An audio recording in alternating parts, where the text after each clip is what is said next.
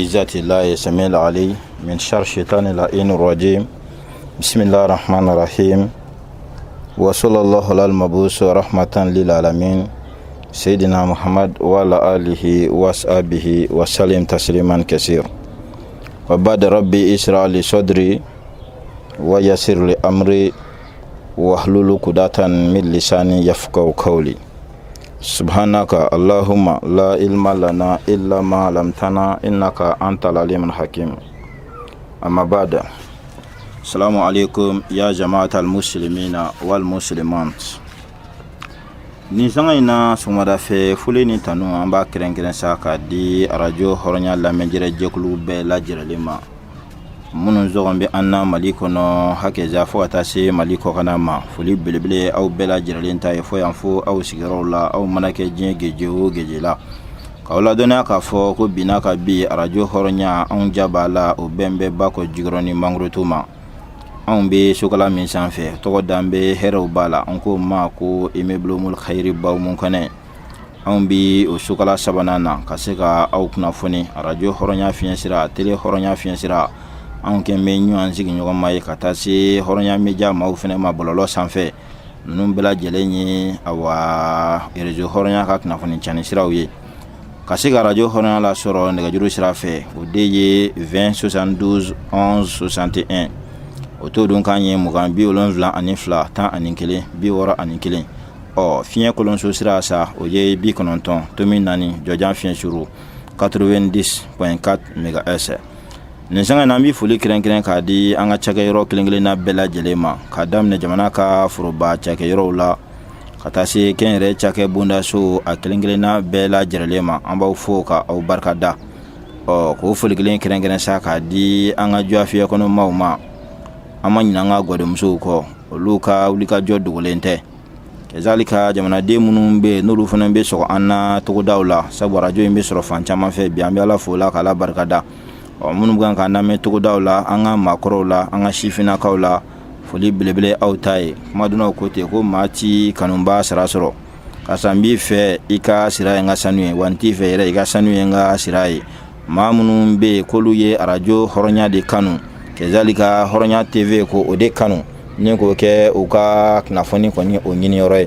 ulu be fo ko barkada o ka kanu na sabu fian sira ka cha radio show ka cha tele show ka cha nga onata bela jelena beni ikanu nyogondo wa kezalika beni dana ya yoro do ni fian sira nunu na o mamunu be ko lu ka dana ya ko ta ko sigi radio horonya kan ko sigi tele horonya kan hakeza horonya meja ka awa bololo sira o kan foli belebele aw de tay ambi dalba masadeli o dana mi ne aw ye o sigi an kan ala kana anke ka dana yancin aw bugan kan na me jigiya min koso no eknafoni nyuma ko nyinin ka dawma an bo sira min kan aw refenen kan sama do la an ga sabati o sira in kan nafoni nyuma be bo fan kala se jamana de ma o ka ke an ga wuli ka joy o ka ke an ga haminan ko ye ala ka o refenen ke ka an na me lamen chugo nyuma na ni ga famu chugo nyuma fenena sabu lamen baga kacha me famu baga mancha ma min be nabi lamene hakili ya bi lamene famu kacha la fe no ti la mo kacha la be nyugo hal ne fen fora 2000 ma min famu o te dusu bla hakili nye kacha la fe abi agli bla dusu nye ka na foni chen mi ko nyinin ko don ambo fene awado ke an lamen jere jekulu bela jelenye ala kan bela jelento kanun kono chogo kelendo jamana de munu fene nye magwanta kata jamana koka no yanga tungaranke uye foli belebele olu fene tai sabu bela jeleni joro do kuma be mito ko fo beni dair me soro rodo dalba masabulo kuma wala ala edgolo dan ka fere ni yoro do manya ibolo ibe wuli be yoro magwe dugolo dan ka fere ko son kera sababu ye be jien kono ma jien jamana sadire jamana munu be jien kono bi abe jamana dindo be jamana wero kono misalla mali den chaman be jien gejew chaman fe na fo o jamana ka do jien kono mi yere ma do fene de mali yere kono lala oni be dugolo yere fene fereli kundo wi ambe ala deli mali den munu be jamana ko ka munu willa ka ta daire menyini koson ya rabbi nyini fen mi yala ko oduma olu fene taraka munu to ya la nyini minye ala kan fene nyini fen dawo maka to ya chewo be ma dan taka maka ma ha ambi o tungaranke o fo olu chaman fene be tungana ibasro olu kembe ko ga dana sigara jo horonya ka wa horonya meja ka rezo kan mko son ka siga jamana kono la na funu soro ube fami fe ambu fo ula o barkada u ka o ŋana ɲumanya fɛnɛ na ko foli kelen kɛrɛnkɛrɛn sa ni ka di an ka guest spirituel ma ela Cheikh Mar Seydou Kulubali n'o ye Faruku ye an bi a fo ka barkada ale ka wulikajɔ o ma dogo bi diɲɛma la a kɛra sababu ye kana ne walafili caman ye min bɛ se ka kɛ awa kunnafoni siraw ye diɲɛ kɔnɔ diinɛ bunako kan jamana yɛrɛ fɛnɛ kunnafoni o sɔrɔli bunako kan an b'o barika da belebele ye ka deli daliba masa fɛ ala k'an ɲɛ mɛn a la ka mɛn silamɛw ɲɛ a n'a ka denbaya bɛɛ lajɛlen u folen don ka duwawu ciya u ye ka duwawu ɲini u fɛ o tɛmɛnen kɔfɛ sa ka bɔ yen jamana kɔnɔ awa diinɛ ɲɛma bɛɛ lajɛlen an b'aw fo k'aw bɛɛ lajɛlen barika da an da sera min tɔgɔ ma an da ma se min tɔgɔ ma n'i ko i bɛ fari fan bɛɛ lajɛlen fɔ a laban i bɛ yɛrɛ nɛni ni maa ko i bɛ ɲɛw da i laban i bɛ juguw caya diinɛ ɲɛma fɛn o fɛn bɛ jamana in kɔnɔ awa foli bɛ da bɛɛ lajɛlen ma bakurubaya la k'an ka silamɛ tɔnw fo ka bɛɛ lajɛlen barika da ni ka bɛɛ lajɛlen ka aw don kira mantonya la ka sɔrɔ sa ni ka limanaw hakili jigin k'a fɔ ko ni aw ka jamukan waati selen ye maliden bɛ sigi ka jamukan min ma kɔnɔ arajo hɔrɔnya kan ni y'a waati selen ye n'o ye bamanankan kunnafoni ye dɔw ko donkibaru kɛnɛ o bɛ sigi aw ye arajo hɔrɔnya kan diɲɛ dongo don ka daminɛ ntɛnɛn na ni ka taa se sibiri ma sɔgɔmada fɛ nɛgɛ kanɲɛ 9 n'o dana gosi la ka minɛ o la ka taa se nɛgɛ kanɲɛ 10 dana gosili ma bamanankan kunnafoni kɛnɛ bɛ sigi aw ye maa minnu bɛ yen n'olu ma kɛɲɛ n'a ye sɔgɔma olu bɛ labɛn kɛ k'a kɔnɔ sura nɛgɛ kanɲɛ 19 n'o dana gosi la sa n'o ye 19h ye jamukan in siginkan b'i boloda aw ye ka minɛ 19h la ni ka taa se nɛgɛ kanɲɛ 20 ma 20h jamukan siginkan b'i boloda aw ye maa min bɛ jamukan lase aw ma o y'aw yɛrɛ denkɛ a n'aw balimakɛ n'aw ka kalanden Abdurahmane Bunaw ka bɔ Ɲamakɔrɔ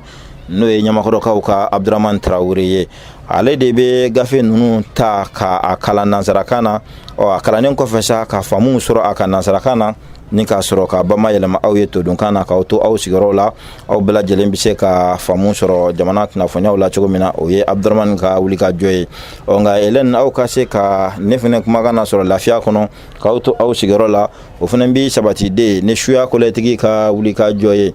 o kosɔn nɛgɛ karafe juru bamanen bɛ ne yɛrɛ ka ɲɛmaa bolo sɔgɔmada in na n'o ye Madu Kulu ye bamanan waliyu don an bɛ Madu Kulu fo ka barika da a ka wulikajɔ n'a ka kɔnɔnajɛla n'a ka ɲɛma ɲumanya la a n'a ka muɲu n'a ka sabali la a kɔmaw ye ka duwawu caya ye ka duwawu ɲini a fɛ sini kɛnɛ laban ɲuman ala ko o di an n'a ma kɛzalika o tɛmɛnen kɔfɛ sa ka bɔ yen limanaw n bɛ aw hakili jigin sa k'a fɔ ko bi ye ntɛnɛn ye bi ntɛnɛn bɛnna kira ka fasobila san n'o ye hijira san jate ye an bi o sankura kalo fɔlɔ fɛnɛ na nin n'o ye awa sankura premier mois fɛnɛ an bi bi o tile 17 na awa ka dɔ k'a fɔ awa muharam kalo la dɔw ko jɔminɛ kalo o ye silamɛya sankura kalo fɔlɔ de dɔw yɛrɛ ko ashura kalo bi bɛna a tile 17 ma kira ka hijira o san 1444 an bi o la 43 bana alhamdulillah an bɛ 44 na bi an se ka fɔ ma yɛrɛ nanzarakan na k'a fɔ awa lundi le 17 premier mois 1444 an bi o de la bi ka kɛ ni ka dɔ k'a fɔ ntɛnɛn o ye anw silamɛw ka san jate da ye min ye nanzara san jate da fɛnɛ na sa n'o ye Nabila Isa bangeli san jate ye an bi o fɛnɛ ntɛnɛn don an bi o fɛnɛ tile 15 la bi san 2000 ni san 22 o san kalo 8 na bi bɛna o fɛnɛ tile 15 ma n'an ko ma k'a fɔ lundi le 15 août 2022 an bɛ o la bi Nabila Isa ale ka bangeli san jate da la ka sanga ne bi ntɛnɛn don kibaru kɛnɛ sa fɛn min y'an ka dabaji karamɔgɔw ye olu fana ma sigi u bolo ma dɛ sabu n'i y'a ye k'a fɔ ko anw kumalikɛlaw bɛ kunnafoni sɔrɔ ni k'a jɛnsɛn an ka wulikajɔ bɛ kunnafoni caman lase an ma nka kumaw la an bɛ kunnafoni caman lase k'a sɔrɔ an yɛrɛ ma se o kɛnɛw kan dɛ o bɛ sabatiden ni dabaji karamɔgɔw olu ka wulikajɔ ye olu de fana bɛ maguwanw ta ka ɲɛɲinini kɛ jamana kun fa kun kɛzalika ka taa fɔ jamana kɔ kan ka kunnafoni n'olu b'a ɲinini k'a kɛ journaux kɔnɔ o kuma la fɛ anw fana n'a sɔrɔ olu ninnu ma sa an yɛrɛ ka wulikajɔ n'an ka sɛgɛsɛgɛliw kɔfɛ an ka wulikajɔ n'an ka sɛgɛsɛgɛliw ye kunnafoni minnu d'an ma an b'olu fana dafa ni an ka journalistes fana n'o ye sɛbɛnnikɛlaw ye olu ka maguwanw fana ye ka se k'olu ta ni ka jamanadenw k'olu kunnafoni n'o ye o la san ka dabaji karamɔgɔw awa olu kɛn bɛ ka nɔlabila min kɛ i ka dɔn a fɔ ka kɛɲɛ ni awa bi sɔgɔmada in na don kibaru kɛnɛ ni ala sɔnna ma aw bɛna bɔ ko caman sɔrɔ Mali kɔnɔla taw la yan kɛzalika ni waati an na bɔ hali ka taa jamana kɔ kan k'a to aw sigiyɔrɔw la sɔgɔmada in na don kibaru o kɛnɛ kan Abdurrahman Bunofu don kan filɛ nin ka fɔ aw ye k'aw bisimila aw ka don kibaru kɛnɛ kan sɔgɔmada in na.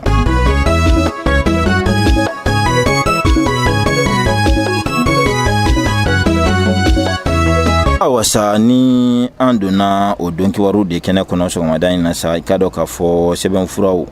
nene ye olu laraw ye n bi gale ka n tɛgɛ don ni ka bɔ ni sɛbɛn ye min n'an ko ma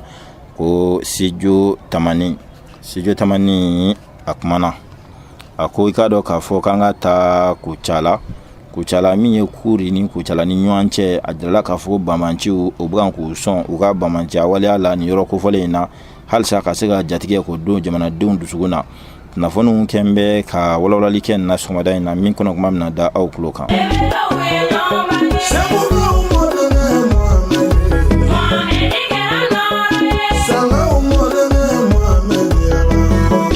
Tɛmɛnen kɔfɛ sa ka bɔ yen kunnafoni halisa ne bi to a bɔlɔn kɔnɔ n bi ɲɔari kun ka n tɛgɛ don ni ka bɔ ni sɛbɛn ye min ni an ko ma maliweb.net ale fɛnɛ kumana a ko an ka taa Kayiba Jabate n'an taara Kayi a jirala k'a fɔ ko ntɛnɛn tɛmɛnen tɛgɛ dara siganama dɔ kan Kayi a tun bɛ munumunu salo la olu ka mpongale o kɛrɛfɛ ka deuxième arrondissement maaw de kɛra sababu ka tɛgɛ da nin siganama in kan kunnafoniw kɛn bɛ ka ɲɛfɔliw kɛ na sɔgɔmada in na min kɔnɔ kuma bɛna da aw tulo kan.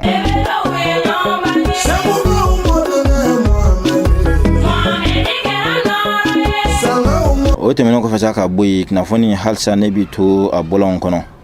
ni tora kunnafoni bɔlɔn kɔnɔnaw la n bɛ ɲɔari kun ka n tɛgɛ don ni ka gafe ta min ni o ye bamada.net ale fɛnɛ kumana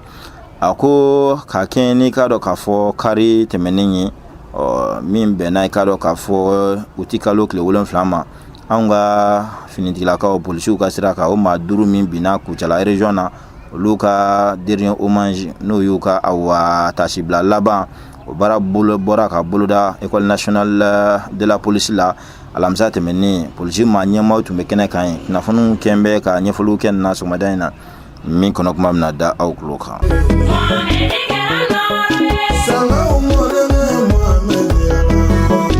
Kezali ka o tɛmɛnen kɔfɛ ka bɔ yen kunnafoniw kumalen bɛ halisa ne bɛ segin kun ka n tɛgɛ don ni ka bɔ ni sɛbɛn ye min ni o ye Mali webu ye ale fɛnɛ kumana tuguni a ko an ka taa Gawo dɛ n'an taara Gawo a jirala k'a fɔ Gawokaw kɔni olu ye muruti fari da ka bɔ ka ŋɔɲɛ ɲimi ni ka tile 3 di Faransi ka kɛlɛbolo min b'an fɛ yan u ka anw ka dugukolo u ka bila pewu a ka bɔ dalafoli la min ka kasaw kuru dɔɔni ka bɔ a la kosow nu kasaw u ka bɛɛ lajɛlen ka kuru ka Mali dugukolo bila pewu sani tile 3 cɛ Gawokaw olu de ye ŋɔɲɛ ɲimi k'u jɔ u jɔyɔrɔ la ka ni hakilina ninnu ta ka kɛɲɛ ni ka dɔn k'a fɔ dɔgɔ furancɛ in kɔnɔna ye kunnafoniw kɛn bɛ ka ɲɛfɔliw kɛ nin na sɔgɔmada in na min n'o kɔnɔ kuma bɛna da aw tulo kan.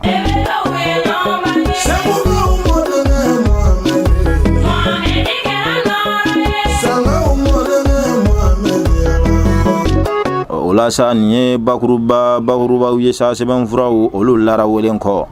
minnu b'a la ni olu ka farala ɲɔgɔn kan ni o la kumabaw ye min sa n'a bɛna bɔ ni k'aw kɔnɔ kuma sangalama ci aw ye todunkan jɛlen na k'aw to aw sigiyɔrɔ la Bunofu donkan filɛ ka fɔ aw ye halisa k'aw bisimila aw ka don kibaru kɛnɛ kan sɔgɔmada in na.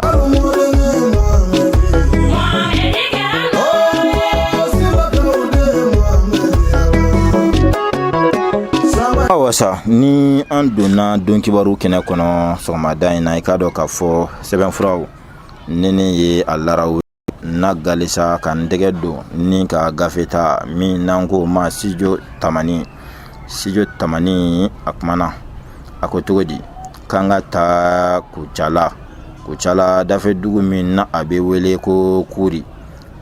ani Kucala ni ɲɔgɔn cɛ sira ko banbanciw i ka dɔn k'a fɔ u b'u ka banbanciya waleyaw la fasiri kɛba ko a ko u kɔni u ma u ka baara jugu u ma dabila dɛ ŋaniya jugutigiw olu b'u tala daliba masa yɛrɛ fɛnɛ b'a tala a ko min ye ka dɔn k'a fɔ ma ŋaniya jugutigi ninnu ye marifatigiw ni min u bugunatigɛ jɔnjɔn yɛrɛ kumaw la o dɔn tɛ u b'u ka ŋaniya juguya baaraw la dɛ ka kɛɲɛ ni ka dɔn k'a fɔ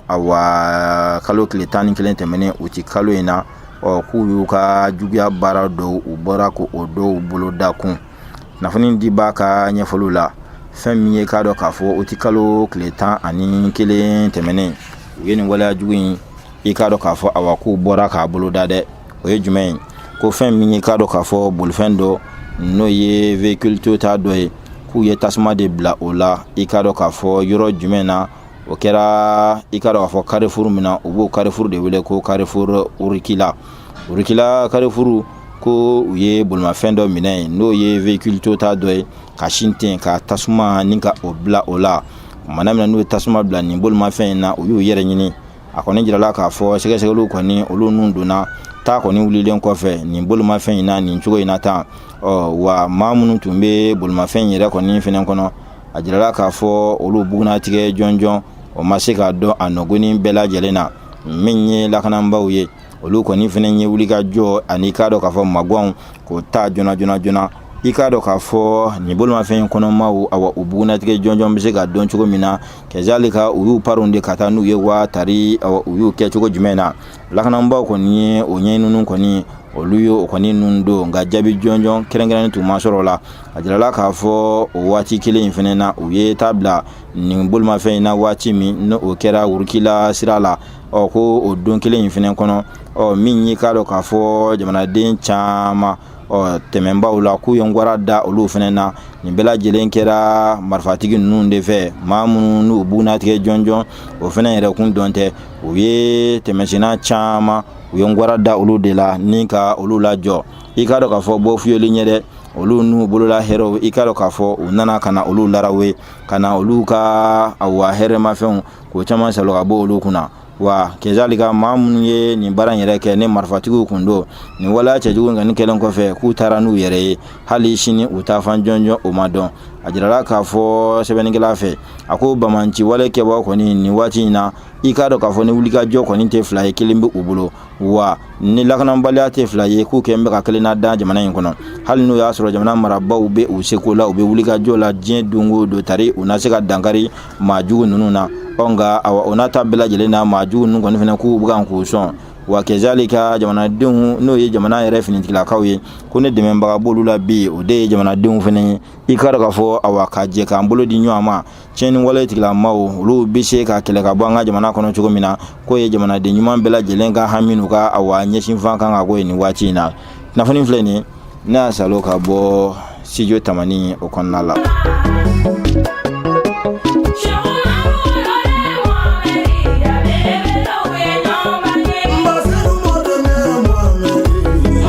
Sa o tɛmɛnen kɔfɛ ka bɔ yen kunnafoni halisa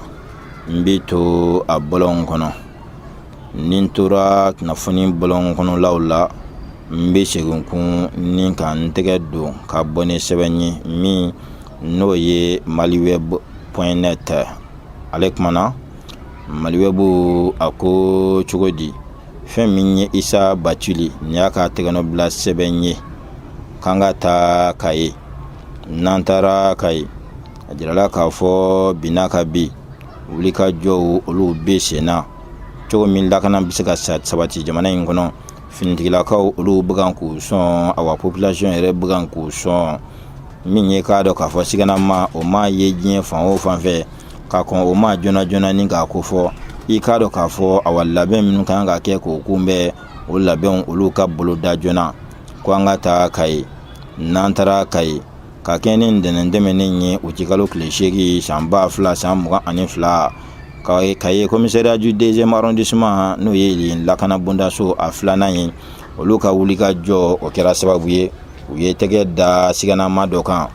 u ye tɛgɛ da siganama min kan a jirala k'a fɔ ko awa Niger jamanaden dɔ kɔni tun don nka tun bɛ taa ni ka segin de la Kaye premier pont n'o ye Kaye pongale k'a kɔni tun tora a bɛ munumunu salo de la mbɔn in kɛrɛfɛ n'a taara yan fɛ a bɛ segin n'a taara a bɛ segin a ka o munumunu salo ni a ka o lahala o kɔni nana kɛ sababu ye ka hakili juru caninenw ni kana siga kɔni bange olu dusukun na mana min na n'olu kɔni nana kana sigana yɔrɔ sɔrɔ ni limana in na o nɔgɔnin bɛɛ lajɛlen na o filɛ ka awa wuli ka jɔ awa ko o bolo da min ye k'a dɔn k'a fɔ polisiw ye ka wele bila u ma oni polisiw yɛrɛ ka awa patrouille convoi dɔ bɛna min o tun bɛ k'a dɔ k'a fɔ wulikajɔ la. O kɛra sababu ye nin limana min bɛ taa ni ka segin na k'a ye premier point yɛrɛ kɛrɛfɛ tan min ye polisiw ye olu nana kana tɛgɛ da kan ŋami. Polisiw kɔni nalen kana tɛgɛ kana o da kan k'a ka lahalaw a bi teliya ni kɔrɔfɔw ye a bi yɛrɛ kɛ i n'a fɔ awa ale tɛna hakiliw tɛ ɲɔgɔn fɛ. O yɛrɛ kɛra sababu ye kana sigana yɛrɛ tɔ kana o bonya ka taa awa jamanadenw yɔrɔ ka ɲɛsin ale ma. Kabini o kɔni kɛra sa polisiw yɛrɛ ko nin tɛ maa ye k'an bɛ se ka maa min bila ten an na taa ni nin de ni ka taa sɛgɛsɛgɛli ka t'o busan misɛn guwan a la. Sabu i k'a dɔn k'a fɔ maa ma perese cogo cogo i jɔlen kɔni t'i da i n'i sigi fɔlɔ ka sɔrɔ k'i da. I ma perese cogo cogo ɲininkali minnu kiri la i n'o jaabi ne basigi kɔni mɛ i b'a fɔ k'i bɛ anw na papa. Kabini o yɛrɛ kɛra sa polisiw kɔni i k'a dɔn k'a fɔ olu y'u bila u waragolo la. O nɔgɔnin bɛɛ lajɛlen na a ka nin lahala minnu yɛrɛ kɛra sababu ka siga bange maaw dusukun na ka na a ma. Polisiw kɔni awa u ya a minɛ teliya la ni k'u kunda n'a ye lakana bondaso yɛrɛ kan n'o ye commissariat du 2e arrondissement. Kunnafoni diba a ka ɲɛfɔliw la a ko kabini kɔnɔwari jamanaden maa 49 minnu minɛra i k'a dɔn k'a fɔ anw ka jamana kɔnɔla la awa pankuru jigin kɛnɛba kan n'o ye aéroport international président Modibo Keita ye senu k'olu fana ma minɛ dɔwɛrɛ kama dɛ. U minɛlen i k'a dɔn k'a fɔ walima u yelen k'u yɛrɛ ka lahalayaw n'u ka comportement ye o de ye i k'a dɔn k'a fɔ maaw sɛbɛkɔrɔ siga i k'a dɔn k'a fɔ nin limana ninnu na o de ye maaw sɛbɛkɔrɔ siga u la. O kuma la fɛ n'a ma ɲa k'a fɔ siga kɔni donna ko la la confiance n'empêche pas de contrôle. Danbila o tɛ n bali k'i sɛgɛsɛgɛ. O kɛlen sa ni an ka finitigilakaw ye wulikajɔ kɛ o maa 49 ni ka tɛgɛ da u ka ŋami. Kabini o kɔni kɛra sa min ye Mali yɛrɛ kɔnɔla la an ka service de sécurité ani ka taa se population yɛrɛ ma o kɛra sababu ye awa ka belebele fila an ka fara an ka lakɔlɔsili kan ka belebele fara an ka sɛgɛsɛgɛliw n'an ka jateminɛw kan. N'an ye diɲɛ maa o maa i k'a dɔn k'a fɔ an b'i lajɛ ni faamu ye i k'a dɔn k'a fɔ an b'i lajɛ ni hakili ye e ye jɔn ye i bɛ sɔn mun ma i tɛ sɔn mun ma an b'a ɲini k'o bɛɛ lajɛlen dɔ i kan min ye service de sécurité ka taa se Mali yɛrɛ population ma n'o ye anw Bamakokaw ani anw Maliyɛnw ye sa. Ni kɔnɔwari sɔrɔdasi maa 49 min kɔni minɛra ni lahalaya na o kɛra sababu k'an bɛɛ sɔmin sa o bɛɛ kɛra sɛgɛsɛgɛlikɛla ye bɛɛ kɛra jateminɛlikɛla ye i n'a fɔ o yɛrɛ de la ɲini bɛɛ cogo min na. Fasirikɛba a ka ɲɛfɔliw la a ko n'a ma ɲa k'a fɔ maa la sɔminen o ka jugu ka tɛmɛ suba kan ntɛnɛntɛmɛ ni nin waleya de kɛra dɛ min ye k'a dɔn k'a fɔ awa nin limana in ye sa k'a kɔni awa a yera a bɛ taa ni ka segin de la k'a ye pɔngale o kɛrɛfɛla la n'a taara a bi segin k'a kɛra yɔrɔ min na awa ani k'a ye dugu min don u b'a fɔ a ma ko Ndi k'a ye Ndi k'a kɛra yen de ka kɛ ni suranɛgɛ kanɲɛ 19 waati ye 19h ani 2e arrondissement fana man jan ɲɔgɔn na dɛ k'a kun bɛ nin waleya in kɛ yɔrɔ min na ani polisiw yɛrɛ ka daga yɔrɔ fana man jan ɲɔgɔn na dɛ ne ye commissariat du 2e arrondissement ka ye Ndi. Ka Ndikaw fɛ sa nɛgɛ kanɲɛ 19 waati mana min na awa ne jamanadenw u nana kana siga nin limana in ma a ka sababu kɛ a yɛrɛ ka lahalaw ye n'u ye ladɔnnali kɛ o nɔgɔnin bɛɛ lajɛlen na patrouille maaw n'olu nana kana tɛgɛ da a ka ŋami. Mana min na i k'a dɔn k'a fɔ n'u nana kana tɛgɛ da ka nin cogo in na tan i k'a dɔn k'a fɔ ni ka taa n'a ye commissariat o sɔrɔla ka taa awa ɲininkali kun fɔlɔw i k'a dɔn k'a fɔ ka taa o guwan la ko ɲininkali fɔlɔ minnu kɔni n'o busamisɛn guwanna i k'a dɔn k'a fɔ nin limana in na awa o kɔni ɲininkali ninnu na a kun ye a essayer ka dade ye k'o de kɛ a ka kɛlɛkɛminɛ ye sabu awa polisiw kɔnna ka ɲininkali fɛn fɛn k'a la a y'a kɛ i n'a fɔ da t'a fɛ awa silence k'a b'o de k'a ka kɛlɛkɛbere ye hali n'a sɔrɔ an y'a dɔn k'a fɔ ko silence fɛnɛ force dɔ ye nka a n'a a yɔrɔw bɛ yen o kuma la fɛ a kun y'a essayer ka dade ye i k'a dɔn k'a fɔ k'a b'o de kɛ a sɛmɛbere ye ni k'i je mɔgɔw la polisiw bɛ ɲininkali k'a la kumaw la a b'i dade a nana b'o la polisiw bɛɛ ni dɔnko ni bɛɛ n'i ka awa fɛlɛ tɛ wa olu fana ye awa nɔrɔnkolaw don farankolaw tɛ polisiw ye k'a dɔn k'a fɔ awa ɲininkali busan misɛn ni ka a tɔ juru ka a sɛbɛkɔrɔ cani u ye sɛgɛsɛgɛli busan ni ka a sɛbɛkɔrɔ cani wa limana in k'a nana ka na a essayer k'a b'a yɛrɛ bugunatigɛ dogo n'o de ye lakanabaw nana ka na awa bugunatigɛ sɛbɛn minnu ɲini a fɛ a nana ka na jira olu la k'a fɔ ko bugunatigɛ sɛbɛn t'ale kun payi o t'ale bolo awa bugunatigɛ sɛbɛnna min b'a jira k'a fɔ ale ye nin maa sugu in de nin jamanaden don wa hakɛza awa a yɛrɛ ka lahala nin ye k'a kɔnna ka min jira polisiw la o de ye k'a jira k'a fɔ ko sɛbɛn fura t'ale kunna ye polisiw ma dabila ko ye u nana ka na mun bolo da n'a ye ɲininkali k'i da la a bɔ i k'a di n'i ma bɔ k'a di da la awa siga tala awa anw yɛrɛ se ka lara wuli min bolo da an b'o kɛ o nɔgɔnin bɛɛ lajɛlen na u ye cɛ u y'a sasali daminɛ ni k'a daminɛ sanfɛ f'a duguma i k'a dɔn k'a fɔ dufa fɛn o fɛn b'a la u y'a bɛɛ lajɛlen awa ni ka a larawe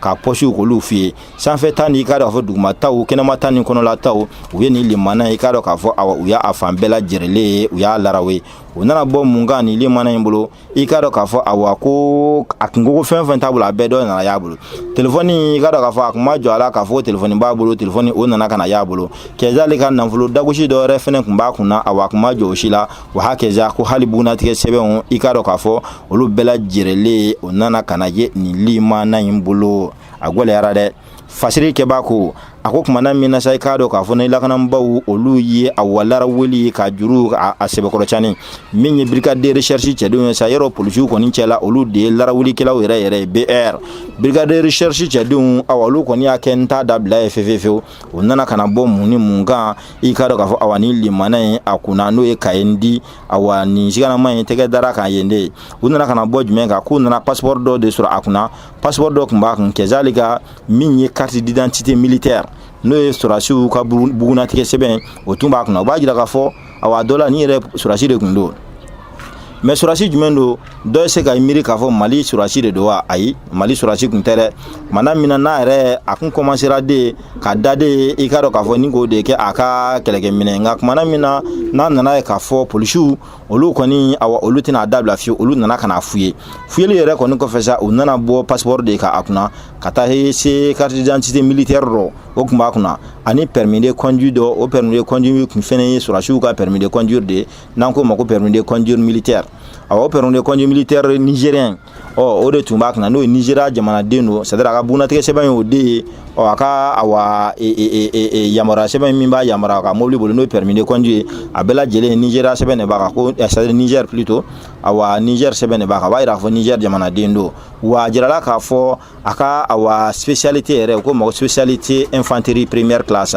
awa a ka spécialité yɛrɛ o de ye koyi n'o ye infanterie première classe do sɔrɔlaw la wa a ka numéro matricule ko de ye 96 140 min n'o ye k'a dɔn k'a fɔ awa 96 140 ko o de tun bɛ o de y'a ka numéro matricule ni bugunatigɛ sɛbɛn ninnu kɔni bɛɛ de taara ye a kunna a jirala sa k'a fɔ fasirikɛbaa fɛ Nigeria jamanaden don wa militaire yɛrɛ kun don wa kɛzalika militaire min don fɛnɛ chauffeur de don koyi permis de conduire militaire de fɛnɛ taara ye a kun tuguni o dama dɔrɔn tɛ dɛ u tilala ka alisa awa ka larawuli ni ka a tɔ juru sɛbɛkɔnɔ cani mana min na i k'a dɔn k'a fɔ n'u ye larawuli tɔ juru sɛbɛkɔrɔ cani u nana bɔ jumɛn wɛrɛ kan k'u taara bɔ awa nɛgɛjuru sira dɔ kan a kunna n'o ye téléphone portable de genre smartphone awa ka jirala k'a fɔ ko smartphone dɔ o taara ye a kunna o fasadi kɔni i k'a dɔn k'a fɔ ko briselen kun don a jirala sa k'a fɔ sɛbɛnnikɛla fɛ ni limana in kɔni awa maaw kɔni sigana o nana ka na bonya maaw yɔrɔ ka na ɲɛsin a ma wa bugunatigɛ sɛbɛn jumɛn nana y'a bolo walima tɔgɔ nana jumɛn nana y'a ka bugunatigɛ sɛbɛn kan k'a tɔgɔ de kun ye ko Yakuba Zakari ko de ye a ka a tɔgɔ ye Yakuba Zakari Yakuba Zakari ka a bangera ka bɛn janvier kalo tile fɔlɔ ma san 1976 le 1er janvier 1996 a bangena c'est-à-dire 1976 plutôt le 1er janvier 1976 1976 ka bangena o de la tɔgɔ Yakuba Zakari ka bangena Niger dugu min na o yɔrɔ de wele ko Saga o ye Niger dugu ye min ye k'a dɔn k'a fɔ awa Yakuba Zakari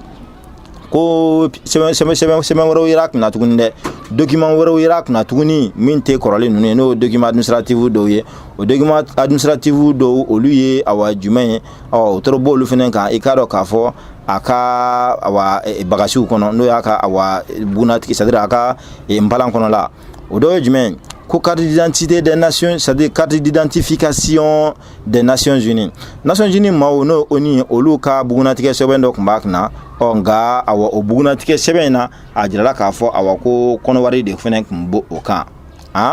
notamment une carte d'identification des Nations Unies en Côte d'Ivoire ko o dɔ nana ye a kunna tuguni ko min ma ko ONUSI ka o numéro matricule de 26322 wa aka permis de conduire do fene mi no fene nana ye o kono ko fene ye oni mo ka permis de conduire de ko Nations Unies o olu mo ka permis de conduire do nana ye abolo tuguni yoro ni fene ne piège juljule sa Niger ta yeri bolo olu ka bonité se won yeri bolo kono wari ta fana filɛ ka y'a bolo nin tuguni nin tiɲɛ yɛrɛ la nin siganama dan ye fana siganama dan ye sɛbɛnnikɛla ko kumana min na ne nin sɛbɛn ninnu fana tilala ka na ye a bolo tuguni awa ko maa min i ka dɔn k'a fɔ gale a kun tɛ fɛ k'a dɔn a ka dɔn ale ye jɔn ye a ka laɲini yɛrɛ ye jɔn ye wa k'a yɛrɛ nana ka ye mun kama awa mun y'a se nin yɔrɔ in na ka n'a bila munumunu salo ni tan ni ka segin na tan awa a m'i tilen k'o si ɲɛfɔ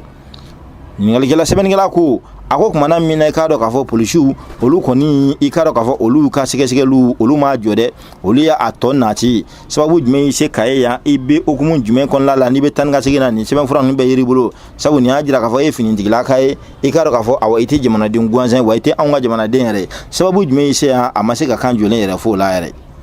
fasirikɛba o ka ɲɛfɔliw la k'a kɔni a y'a jira k'a fɔ ale tɛmɛba gansan de ye ale kɔni nana bɔ yan ale tɛmɛtɔ de dɔrɔn a b'a ka jateminɛliw n'a ka sɛgɛsɛgɛliw la awa i k'a dɔn k'a fɔ sitedara ye o kɛrɛfɛla la n'o ye k'a yɛrɛ awa nin dugu in ye sɛbɛnnikɛla ko a ko i k'a dɔn k'a fɔ nafolo dagosi dɔ fana yera a kunna dɛ awa polisiw ka sɛgɛsɛgɛliw kɔfɛ u taara bɔ nafolo joli kan kunna o de ye sefa wari 26,300 ni 300 k'u taara o de y'a kan 131 500 francs k'u taara o fana sɔrɔ a posi kɔnɔ u ka fuyeli o kɔfɛ nin document administratif ninnu ni a ka nin bugunatigɛ sɛbɛn ninnu bɛɛ lajɛlen kɔfɛ sabu nin bɛɛ lajɛlen ɲininkali kun kɛra a la awa a mi tilen ka nin si fɔ lakanabaaw kɔni olu ka larawuli de taara bɔ ni nin bɛɛ lajɛlen sa n'o y'u ka sɛgɛsɛgɛli ye olu ye fuyeli min d'a kan o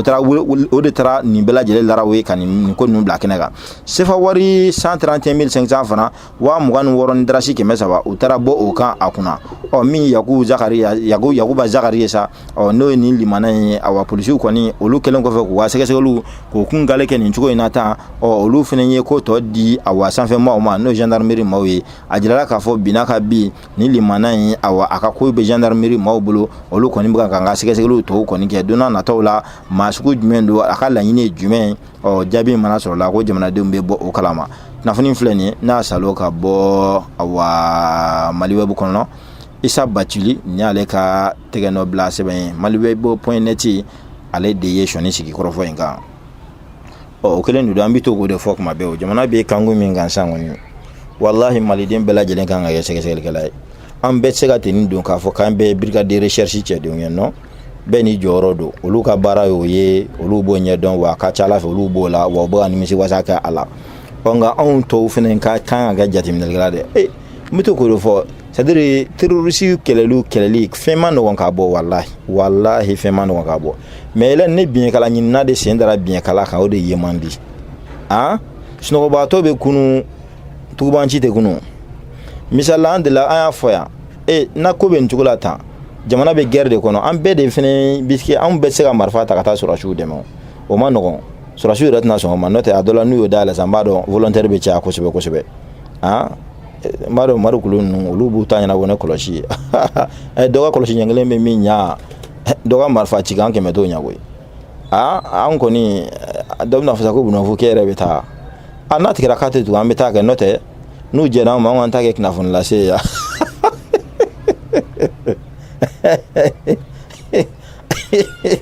marikulu n'a fɔra sa ko kunnafoni dila ko mɔgɔ b'a bɛɛ ka taa marifa ta parce que ça je vous dis an fana ta in tɛ ko de ne ko an fana bɛ guerre de la tan koyi parce que kunnafoni ɲuman ɲinini k'o di jamanadenw ma awa an karamɔgɔw ni ɲɛmɔgɔw fana y'a fɔ an ko fana o yɛrɛ kɛlɛ ka jugu ni sɔrɔsiw yɛrɛ ka marifa ci o kɔrɔ an fana jɔyɔrɔ dogolen tɛ dɛ misali la sɔrɔsiw bɛ kɛlɛ la anw de kan ka hakilisigi di jamanadenw ma yan sɔrɔsiw bɛ ka victoire sɔrɔ u bɛ ka sebaaya sɔrɔ kuma an ka muɲu an ka t'u kɔ o bɛ hakilasigi min di jamanadenw ma kɔlɔkɔlɔ de don i n'a fɔ dalaka ye siɲɛ kunnafoni dicogo jugu ala k'an kisi o bɛ jamana wuli kunnafoni dicogo ɲuman bɛ jamana basigi kunnafoni dicogo jugu fana bɛ jamana papa ka sɔrɔsiw tɛ kɛlɛ ala ka an n'a cɛ a kulo 100 don an n'a ɲɔgɔn cɛ ne mankan balila ka na k'a fɔ ko se kɛra sɔrɔsiw la bamajiw donna ka bɛɛ papa o yɛrɛ bɛ kɛ sababu ye ka jamana minɛ ka di jugu ma de o mais hali n'a sɔrɔ o bɛ kan ka kɛ jamanadenw ka hakilisigi a di jamanadenw ma yan awa a hakilisigi bɛɛ ka to vigilance kɔnɔ awa an ka cɛdenw u b'a kan u bɛ ka ko in laraw ye ka hakilisigi di kunnafoni dilaw de fana bɛ se k'o kɛ wa n b'a dɔn fana n ka hakili la an b'o baara la fana tiɲɛ tɛ o ma la fɛ hali ni i k'a dɔn k'a fɔ partant volontaire n'o dayɛlɛ la u k'a to an ka kunnafoni di a y'a mɛn an sen tɛ marifa ci la n'a tigɛra k'a tɛ tugun an bɛ sɔn dɛ parce que jamana ko in kɔni kama inshallah an pɛrɛnnen don fɛn bɛɛ kama jamana in ka se ka dilan nka n'a ma ko kunnafoni di fɛnɛ ko bɛ se ka jamana basigi a dicogo ɲuman o k'an t'o dicogo ɲuman fɛ yan cɛ u ka taa mugu ci Amadu Kulu ninnu ta ɲɛnabɔ kɔlɔsi la Abdoulaye Sène ninnu sa comme olu ye filaw ye olu dɔnko ka ca dɔ la ale yɛrɛ mana marifa ci ko ale bɛ se ka jɔ parce que marifa dɔw bɛ sɔrɔsi ninnu bolo a bɛɛ ni Ala cɛ ni degi yɛrɛ tɛ a ciko kelen i ni marifa in bɛ sɔn ka taa ɲɔgɔn fɛ a ye marifaw bɛ yen c'est à dire arme de guerre ninnu dɔw bɛ yen i ɲɛ se ka da bɛɛ ka kuma tɛ k'a utiliser ɲɛna arme de guerre dɔw bɛ yen fo ka diɲɛ wuli se k'o da i kana k'i b'o ci i b'o turu n'i kɔni bɛ fɛ k'o ci i b'o turu duguma de i b'o turu duguma de ma deli k'a f'i ye en 2012 an ka mɔgɔ dɔ delila k'a fɔ an ye i k'a dɔn k'a fɔ Agɛlɛw ka attaque la ale tun bɛ yen IFM na ko ninnu fana ma nɔgɔn kuma dɔ la ko janfa caman tun bɛ ko in kɔnɔ mais n b'a dɔn don dɔ kuma don ni Ala sɔnna a ma don dɔ an bɛna bɔ ni nin babu ye don min na a kuma in fɔ a don an ka capitaine dɔ sara kɛlɛkɛyɔrɔ in na yen a ko capitaine ye ci to olu bolo ka na ko n'u sera a k'u k'a ɲɛfɔ ko in gundo don mais ni Ala sɔnna a fɔ don min na nana bi tɛ fɔlɔ nka n mago bɛ yɔrɔnin dɔ la dɔrɔn n b'o di ka tɛmɛ n'o tɛ a ko caman ale yɛrɛ min tun bɛ kɛlɛ attaque in kɛra k'olu to IFM de la yen formation de la yen a don olu yɛrɛ taara demande kɛ sɔrɔsiw fɛ k'u ka marifa di olu yɛrɛ ma olu yɛrɛ minnu nana formation na école maîtrise kalan na k'u ka marifa d'u ma ka fara sɔrɔsiw kan ka taa juguw kɛlɛ mais a don tɔgɔ la capitaine ko diɲɛ la k'o tɛ kɛ olu de ye fini ta k'u bɛ jamanadenw na ka na tant que olu ma sa ka ban olu ka taa marifa di école den ma ko ma k'olu ka finitigiya kun kɛra jumɛn ye a don capitaine ye fagali da terroriste ko mais n k'u tila ka capitaine ɲɛnama bosoni Ala m'an kisi la o ye don wɛrɛ kuma ye a ko n ma ko sɔrɔsiw ka marifa in dɔ bɛ yen a bɛ turu duguma de a bɛ munumunu de a bɛ kisɛ arrosé c'est à dire a bɛ n'i y'a ye ka mɔgɔ kisɛ ka arrosage kɛ ka taa i b'a fɔ ko ayi a bɛ mugu ci k'a la munu de i b'a fɔ cercle bon o bɛ di e yɛrɛ min ma n b'a f'i ye kuma o la n'i ma formation kɛ Ala ma kisi la a bɛ munumunu aw yɛrɛ cɛla ye bon i b'a ye a caman a bɛ fɔ olu ma ko accident kɛlɛ kɔnɔna la i yɛrɛ tɛgɛ bɛ se ka k'i yɛrɛ kala ka sɔrɔ hali jugu ma s'i ma donc finitigilaka ninnu ka maramafɛn ninnu dɔw bɛ yen a dɔw ma nɔgɔn dɛ a dɔw ma nɔgɔn dɛ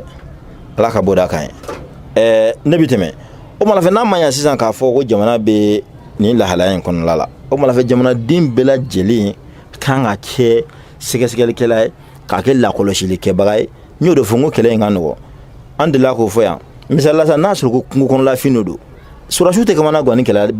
Bamanci Mali Ala k'an kisi Mali kilancɛ bɛɛ ka kɛ Bamanci ye sa mais a k'a ye dɔrɔn k'u bɛ yɔrɔ dɔ de la yɔrɔ la sɔnnen dɔ de la u bɛ bɔ yen de u bɛ t'u ka attaque kɛ u bɛ na c'est à dire u lakodɔnnen don yɔrɔ dɔ la quoi nin kɛlɛli tɛ heure kelen bɔ an ka surasiw bolo o don na n bɛ ka kunnafoni dɔ lamɛn radio privé wɛrɛ la kunnafoni n'u fana bɛ sɛgɛsɛgɛli kɛ kosɛbɛ walahi an ka surasiw cɛfarin don dɛ surasi ninnu ye cɛw ye yɛrɛ bulogu foyi musala foyi t'a la Kidal attaque la an ka surasiw janfara ye hali n filɛ ka Agɛlɛw ta min fɔ nin surasiw janfara in fɛnɛ mais n tɛna don a kɔnɔ bi n'Ala sɔnna ni n balimakɛ min y'a baro kɛ ale yɛrɛ min tun bɛ scène kan terrain kan yen a waati Ala ma hinɛ la Amadu Tumani Ture ale de tun bɛ fanga la a waati ale tun bɛ scène kan action minnu déroulé a yɛrɛ ɲɛna a ye maaw sa cogo sugu dɔw fɔ c'est à dire kabako dɔ kan a don ni Ala ye wagati fɛrɛ don dɔ la kuma don ni Ala sɔnna ma inchallah taala mais n b'a f'i ye n'a sɔrɔ sisan ko ninnu bɛɛ Kidali attaque la n ko an ka mɔgɔw kabini offensive lancera dɔrɔn an ma tɛmɛ heure kelen an ka mɔgɔw ye Kidali minɛ Kidali minɛlen kɔfɛ de n ko aide de bɔra fan wɛrɛ fɛ ka na an ka surasiw yɛrɛ bon kisɛ bɛ ka bɔ sanfɛ ka jigin u kan ka se ka na Kidali minɛ u la tuguni k'a di juguw ma jɔn y'a kɛ ayiwa ko marakala son tɛ fila wɛrɛ Binajan don bɛɛ b'a dɔn o bɛ se ka kɛ mɔgɔ min ka complice o dɔnnen don jamana min ka complice Mali tɛ yan dɛ mais a bɛ se ka jamana min ka complice o dɔnnen don kuma t'o nɔfɛ n bɛ s'a ma ni Ala sɔnna a ma offensive lancera dɔrɔn an ka surasiw ye Kidali minɛ u ma heure kelen kɛ Kidali kɛlɛ da la yɛrɛ tuma min na rebelle taara fɔ k'u bɛ Kidali minɛ o cɛ kelenw de bɛ halisa o surasi kelenw de bɛ yen u ni u ta u dusukun u ta ye n'a fɔra ko Bamanci ninnu identifielen don yɔrɔ dɔ la sisan o kɛlɛ ka nɔgɔn u bɛ identifier dɔrɔn a taa muru ta kɛra sisan u ka test ta min kɛra kɔsan na sisan an ka surasiw ka kunnafoni lase bonnaso n'o ye DIRPA ye u kumana u ko Bamanci ninnu kɛlɛ man di parce que u donna dugu kɔnɔ bon o gɛlɛya yɔrɔ ye min ye sa o population yɛrɛ de ko parce que surasiw bɛ siran u tɛna se ka na population bɛɛ minɛ walima ka taa Bamanci ni population bɛɛ de ɲɔgɔn na baara ma nɔgɔn mais jɔn bɛ se k'o baara nɔgɔya sisan population de bɛ se k'o baara nɔgɔya surasiw fana bolo n'o tɛ mura t'a la depuis u ye Bamanci ni identifier k'a ye nin yɔrɔ in filɛ nin u caman dagalen don nin yɔrɔ in na sisan dɔrɔn k'u ye mugujugu suru u kan maa 200 ni kɔ u y'a bɛɛ fa yɔrɔnin kelen o kɔlɔlɔ t'u nɔfɛ ni hali sisan voilà bon donc n'a sɔrɔ u lakodɔnnen don yɔrɔ dɔ la u kɛlɛli ka nɔgɔ mais maintenant sisan n'a ma ɲɛ ko o ye sɔrɔsiw jɔyɔrɔ ye mais n'u bɛ dugu kɔnɔ sisan o bɛɛ ye sɔrɔsiw jɔyɔrɔ mais population de bɛ se ka fara u kan sɔrɔsiw kan sisan ka jateminɛliw kɛ ka sɛgɛsɛgɛliw kɛ ka kɔlɔsili kɛ maa kelen kelen n'a bɛɛ lajɛlen kan n balimakɛ ne kɛlɛ man ɲi ala k'an kisi walahi ni kɛlɛ ninnu filɛ nin bɛɛ tɛ rebelle tɛ sa n ko faransi ka complices de ni an yɛrɛ Mali yɛrɛ jamanadenw di saralen don k'u bila u ka faso kɛlɛ a caman y'o ye a mɔgɔ caman bɛ yen maliyɛnw b'a la dɛ ne m'a fɔ jamana wɛrɛ mɔgɔ t'a maliyɛnw b'a la o la n bɛ fɔ qu'est-ce que je voulais dire par là nin n'a ɲɔgɔnna sugu la hali n'a sɔrɔ i balima farala juguw kan i kan k'a kɔfɔ walahi ne e y'a dɔn e tɛna se k'a bɔ a la sutura la a ka fara jamana kɛlɛli ma a ka bɔ jamana jugu fɛ ka fara jamana ɲɛw kan i b'a ko fɔ dɛ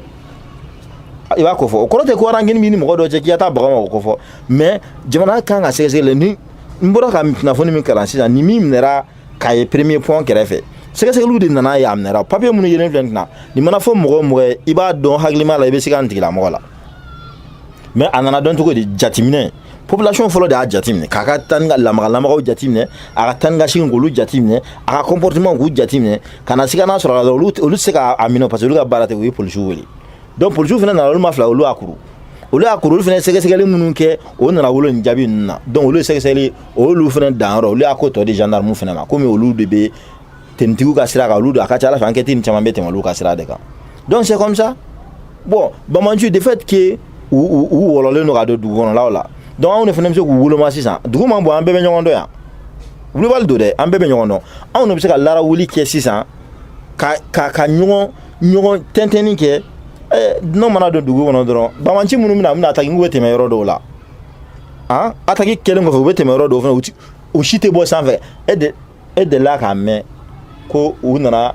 parafili c'est-à-dire kana terroristes nana avion na u nana avion na kana parafili sanfɛ Bamanci n'u bara terroristes jigintɔ parafɛ u bɛna jigin u bɛna attentat kɛ ne m'a fɔ n k'a tɛ kɛ dɛ mais est-ce que Mali kɔnɔ yan o delila ka kɛ yan u b'u dogo de u bɛna sira dɔw de fɛ u bɛ information de ɲini sira dɔw kan k'an ka sɔrɔsiw ka position ɲini sira dɔw kan a caman bɛ ɲini an yɛrɛ ka nagakɔrɔmɔgɔw de fɛ yan donc n'o yɔrɔ bɔra jɛla sa bɛɛ k'i tilen k'i kɔnɔnajɛya jamana ye walayi a maa fɛn o fɛn bɛ hali Bamakɔ an b'a bɛɛ tɔmɔ sisan kelen i n'a fɔ musow bɛ malo kɛ lɛfɛ kɔnɔ cogo min na k'a finmanw tɔmɔ ka bɔ a la k'a tɔ kɛ daga la dɛ an b'u bɛɛ tɔmɔ sisan k'u di lakanabaaw ma ne bɛɛ y'i tilen k'i kɔnɔnajɛya parce que an bɛ ɲɔgɔn dɔn yan dɛ i dɔnbaga min yɛlɛmana ka kɛ jugu ye i b'a dɔn dunan min nana ni sigara ma i b'a dɔn dugu man bon an bɛɛ bɛ ɲɛmi ɲɔgɔn na an bɛɛ bɛ ɲɔgɔn dɔn mais n'o de bɔra la sa bɛɛ dɔ tilennen dɔ bɛ na ne kɛlɛ gɛlɛya yɔrɔ hali sɔrɔsiw bolo parce que olu fana tɛ se ka population ni Bamanci bɛɛ minɛ cogo kelen na u bɛ siran f'u ka larawuli de kɛ bon olu ka larawuli pour ka se ka sabati olu bolo fo population de fana ka fara o kan o de bɛ baara in ɲɛ u bolo o de bɛ baara in dafa u bolo wa o de b'anw yɛrɛ fana n'a kana tuguni an bɛ ala deli ya Rabbi ala ka bɔda kan ye ala ka kira bonya kama sɔla ala rasuli ne bi tɛmɛ nin tɛmɛna sa min ɲɔri kun ne bi n tɛgɛ don n b'i bɔ ne sɛbɛn ye min n'an ko ma ko bamada.net bamada ale kumana a ko cogo di awa an ka polisiw kan ka taa olu yɔrɔ la halisa polisiw bɛ baara la dɛ olu de ye awa nin siganama in minɛ sisan wa kɛzalika awa karido ka dugu jɛ ntɛnɛn na uti kalo tile 7 tɛmɛnen yɔrɔ ani tesi ta tagi in bɛɛ kɛra don kelen Kucala mara la min n'o ye sona a jirala k'a fɔ an ka polisiw a ma duuru fɛnɛ tora sisi la yen ka sababuya kɛ mugujugu pɛrɛn dɔ ye u ka bolimafɛn o de nana ka na yɛlɛ mugujugu kan mana min n'o nana ka na yɛlɛ mugujugu kan o y'a sɔrɔ manganiya jugutigi ninnu fɛnɛ u ni marifaw de dadan bɛ o nɔgɔnin bɛɛ lajɛlen na mobili mini wulila ni mobili yɔrɔ min na kabini awa mugujugu wulila ni mobili ye ka mobili kɔni ni ko o exploser u girinna ka bɔ tu la ni marifaw de kana awa tiri fɛnɛ tugu la o kɛra sababu ye anw ka awa polisi awa sous-officiers olu maa duuru tora la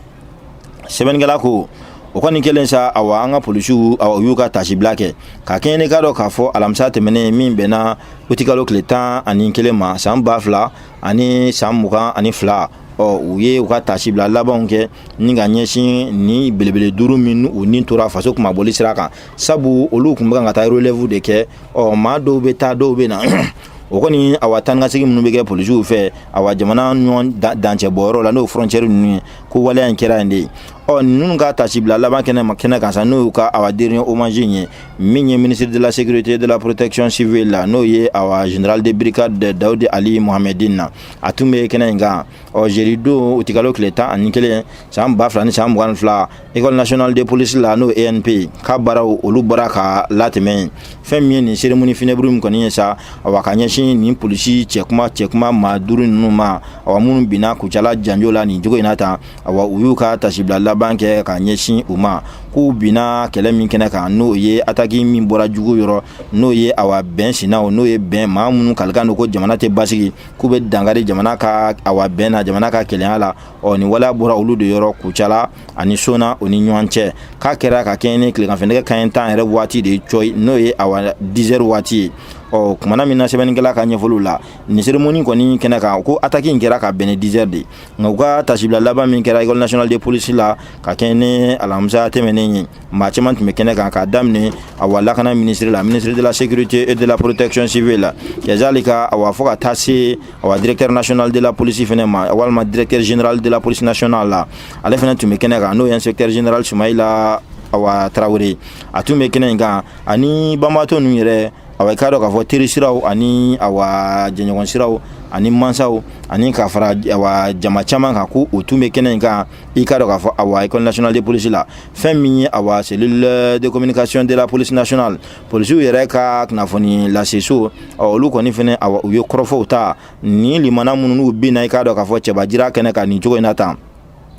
i ka dɔ k'a fɔ u ye tanu awa ani u ka awa danbe ko o se k'u ma jiralasa k'a fɔ sɛbɛnnikɛla fɛ ninnu kɔni tun kɛra maaw ye finitigiya kɔnɔna la ko maa ladabulenbaw kun don kɛzalika i k'a dɔn k'a fɔ maaw kun don maa minnu n'u ka baara kanu tun b'u la maaw tun don maa minnu n'u sɔnn'u ka ɲɛmaaw ta ma u y'u ka ɲɛmaaw bonya ɲɛmaaw y'u yamaruya ni min ye siga t'a la u bɛɛ lajɛlen jɛra n'o k'u sulu ka don o fɛ wa maaw kun don maa minnu n'u jɛra u yɛrɛ nin kɔ u ye kalikan min di jamana ma k'a fɔ u bɛ jamanadenw ni u bolo hɛrɛw u b'olu de lakisi awa ni k'olu la tanga hali n'o bɛ bɛn olu ni ma k'u sara k'u to o sira in kan u sara u ka layidu kɔni dafali o bolo ma a jirala k'a fɔ sɛbɛnnikɛla fɛ ko nin limana ninnu i k'a dɔn k'a fɔ tasibilaba kɛra u ye wa ko maaw kun don awa min n'u ka baara kɔni awa u kun b'a kɔnɔla la waati min u ye baara in u y'a mérité baara in dɔnni a n'a faamu a tun b'u la baara ɲɛdɔn tun b'u la kɛzalika wa ko ni limana minnu fɛnɛ talen filɛ u taara ka denbaya de t'u kɔ min ye k'a dɔn k'a fɔ awa musow u taara ka muso t'u kɔ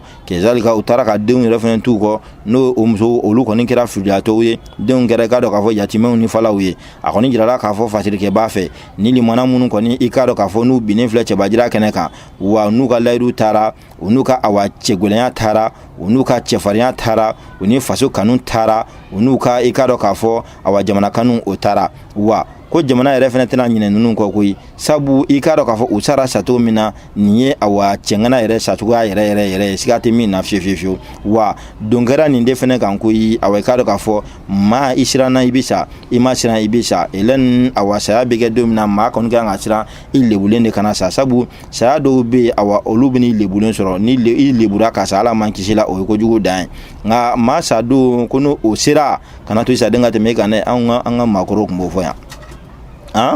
ko saya don ko balo tɛ ko balo yɛrɛ don ko saya tɛ nin tun bɛ fɔ yan nin bɛ fɔ yan kosɛbɛ kuma kɔrɔma de don saya don balo tɛ kɔrɔ ne cɛbakɔrɔ ni sa don sera kana ɲɛnamaya in kanu bilen quoi n'o tɛ i bɛ ka kana balo kanu bilen e sa don ne ko k'i bɛ balo kanu i b'i ka balo hali ni ala sɔnna i ka balo kɔfɛ i ka ɲɛnamaya tɔ i b'a kɛ kumasulu kɔnɔ mais n'i jara n'a ye ka sa minnu cɛ dɔw salen bɛ tɔgɔ bɛ min dilan dɔw balolen t'o dilan o bɛ kɛ maaw de la maa minnu y'a dɔn k'a fɔ ko saya don balo tɛ balo don saya tɛ nin ye tiɲɛ ye o balo don saya tɛ o wa saya yɛrɛ don balo tɛ wulibali don ni nin kuma in ta ka la nin ye tiɲɛ ye dɛ mais maaw de bɛ nin kuma in tiɲɛtigiya walima maaw bɛ nin kuma in tiɲɛya sɔrɔ maa minnu fana i k'a dɔn k'a fɔ ni kan kelentigiw don maa minnu olu fana ni olu kundama sera cɛw kundama hakɛ la n'o tɛ finitigiya t'a la o finitigiw bɛ yen ni ala cɛ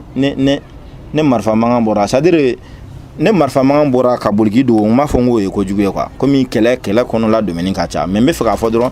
jitɔ dɔw bɛ se ka y'u la ye hali ka taa kɛlɛyɔrɔ la olu dɛsɛlen de bɛ taa kuma tɛ k'a fɔ k'olu yɛrɛ ka taa marifa ci mɔgɔ la n'o tɛ ni polisiw binnen filɛ nin min na nin nye kunnafoni sɔrɔ a kan ne yɛrɛ dɔnbaga sira dɔ tun bɛ nin convoi in na n dɔnbaga sira dɔ cogo di sabu n kɔrɔkɛ dɔ ka patron o den tun b'a la mais ala hinɛra ale la ale bɔra parce que kumana min na ni mobili explosera a bɛ fɔ cogo min na ale yɛrɛ ka ɲɛfɔli cogo la ale an b'a fɔ olu ma sa ko rescapé o tɛ c'est à dire kɛlɛ kɔnɔ maa minnu bɛ ni ala hinɛra olu la a kɛra accident sa o maa minnu ala sɔnna ko olu kisi olu bɛ fɔ o ma ko a bɛ fɔ olu ma ko survécu ne ma fili ani maa minnu kɛlɛ kɔnɔ minnu b'a la n'o maa dɔw sara mais olu sera ka tila sira o sira a bɛ fɔ olu ma ko rescapé donc nin bɛ se ka a bɛ fɔ olu ma ko rescapé ale yɛrɛ mobili min yɛrɛ fodonna nin ale tun b'a convoi la mɔgɔ 5 salen filɛ min na ale tun b'a la a fɔra n ye cogo min na donc a yɛrɛ da de bɛ ka nakale mobili fodo kumana min na ni mugujugu ni mobili wulila c'est à dire ka engin explosif n'u y'o don dugu jukɔrɔ mobili yɛlɛn'o kan n'a wulila mobili explosif u bɔra ni marifaw ye ka tiri de fɛnɛ tugu a la sisan i n'a fɔ kunnafoni y'a fɔ cogo min na kumana n'u bɔra ka tiri de fɛnɛ tugu a la sisan i k'a dɔn k'a fɔ o kɛlen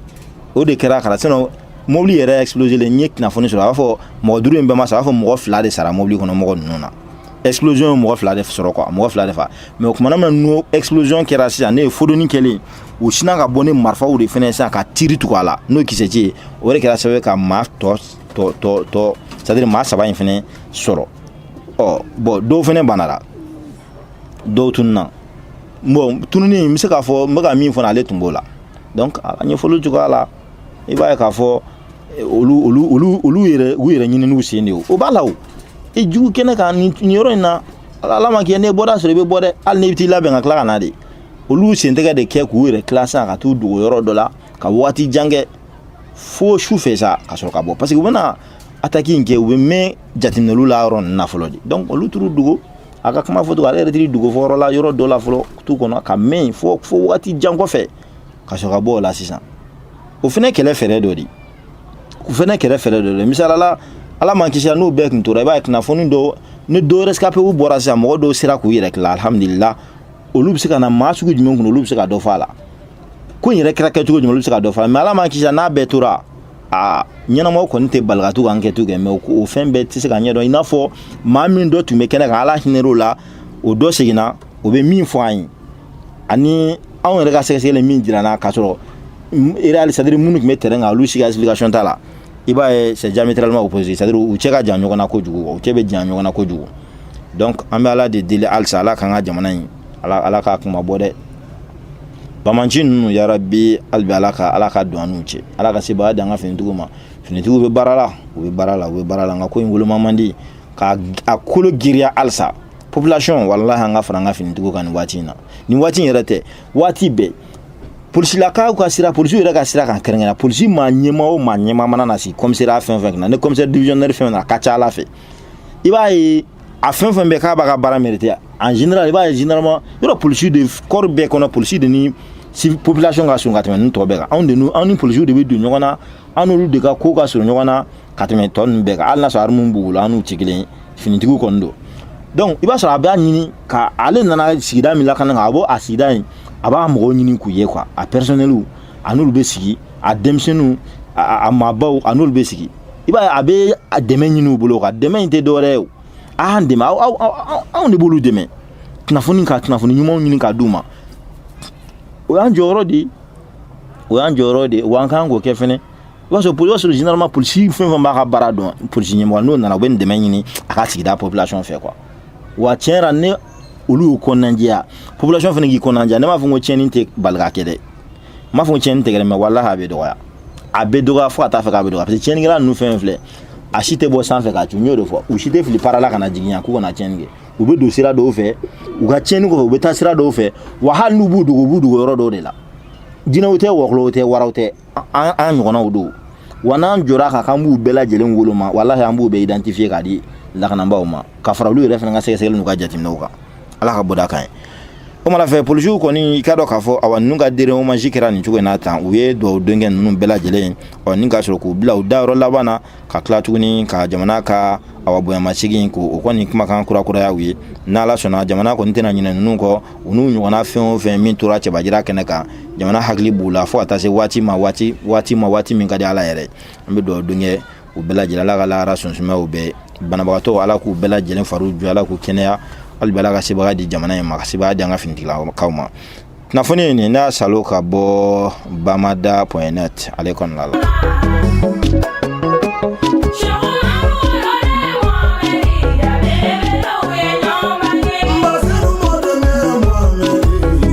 o tɛmɛnen kɔfɛ sa ka bɔ yen ka kɛ ni waati n'a cogo ye Marikulu n bɛ sira d'e ma e k'a lajɛ k'a fɔ ni bɔ an senkɔrɔ an na taa alijumɛ nantumɛ fanfɛ ka jini min inshallah sɔni an na segin ka ɲɔgɔn sɔrɔ yan ko fulakɛ ne an ka cɛkɔrɔba ye Buwasi inshallah ko nɔnɔ kɔni gɛlɛya bɛ an b'a kalama mais Mali la n'a bɛ gɛlɛya filaw ma n'o tɛ nɔnɔmugu wo Mali a bɛ sɔn ka yɛlɛnna nɔnɔmugu don la n y'o kilo ɲininkali kɛ o 580 ka sɔrɔ o tun bɛ 500 la ala ma mɛ k'o kɛra 580 n y'o ɲininkali kɛ o don la nka n b'a dɔn nɔnɔ mana gɛlɛya cogo kɔni a tɛ gɛlɛya filaw kɔni ma inshallah ko Buwasi ko kanw bɛ ka giriya quoi k'a ka nɔnɔ ko in jateminɛ ko kanw bɛ ka giriya quoi n'a ye ji min sa a bɛ labila dɔɔni nka kumaw la nɔnɔ b'a saniya ala ka bɔ da kan ye Marikulu bɛ fɔni bɔ an senkɔrɔ inshallah sɔni an bɛ segin ka ɲɔgɔn sɔrɔ yan ni ala sɔnna. ni an bɔra yen sa an bɛ sɔli kira laban kan kira min ka kusa ni ala ka danfɛn bɛɛ ye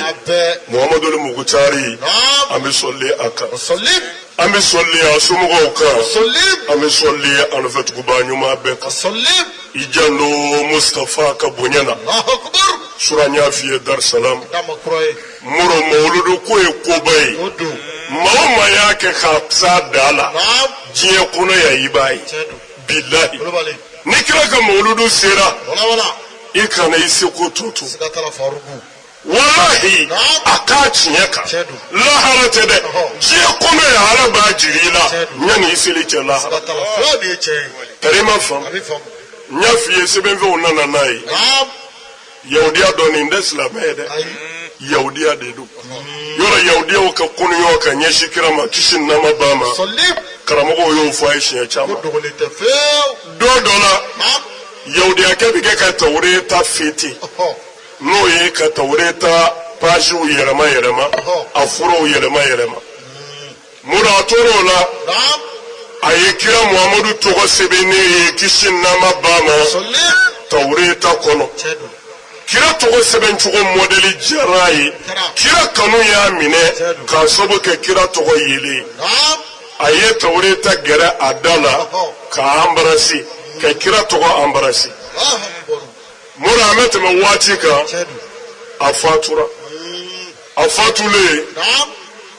Nabilahi Musa alayhi salam a kɛra ale ka waati de la muru u ye cɛ in su ta ka taa fili ɲama na ko kafiri don a tɛ ala fɛ maa si ma sɔn k'i bolo don a janaja la muru mankan cayara dugu kɔnɔ ko karisa kunnakoyara koyi maa si ma sɔn ka maga janaja la u y'a fili ɲama na muru sɔɔni dama u ɲɛ bɛ mun na Musa alayhi salam ale min ye kira ye n'a ni ala bɛ kuma Musa yɛrɛ nana cɛ in su ta muru k'i cɛsiri k'a baara bɛɛ kɛ i b'a fɔ a kan ka kɛ cogo min na Musa bolo donna a la min kɛ a kɛra suba ye muru bɛɛ nana fara Musa kan u y'a janaja kɛ k'a seli a kan ka kɛ cogo min na k'a kiti muru ɲani Musa ka bɔ janaja kɛnɛ kan jama nana kora la u ko ala ka kɛra Musa an ye fɛn dɔ y'i la bi min y'an dabali ban kanuɲɔgɔn a ye nin kuma in mɛn a ye nin kuma in mɛn a kana sɔn Muhamadu tɔgɔ bɛ fɛn o fɛn na muru ka tɛmɛ i ka ten ka sɔrɔ i m'i jɔyɔrɔ jira kira kanu jirali la.